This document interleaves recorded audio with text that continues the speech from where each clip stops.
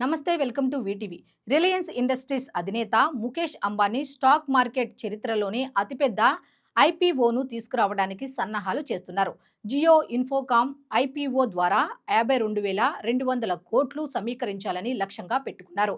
ఇది ఇప్పటి వరకు అతిపెద్ద ఐఓ ఇది ఇప్పటి వరకు రిపీట్ ఆగాగాపు అప్పుడే ఆన్ చేయకు. ఇది ఇప్పటి వరకు ఓయ్ రిపీట్ ఇది ఇప్పటి వరకు అతిపెద్ద ఐపీఓగా ఐఓపి అని చదువుతున్నా. ఐపీఓ అది తీసి ఫస్ట్ నుంచి పెట్టు.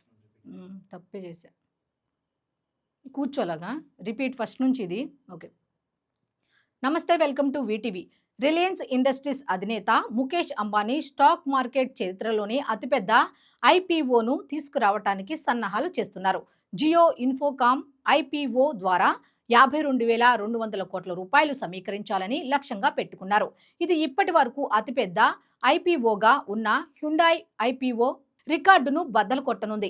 జియో ఐపీఓ హ్యుండాయ్ ఐపీఓ కంటే దాదాపు 2 రెట్లు పెద్దది కానుంది. ఈ ఐపీఓ కోసం సెబీతో సంప్రదింపులు జరుగుతున్నాయని సంబంధిత వర్గాలు తెలిపాయి. సాధారణంగా నిబంధనల ప్రకారం 25% షేర్లను పబ్లిక్కు విక్రయించాలి.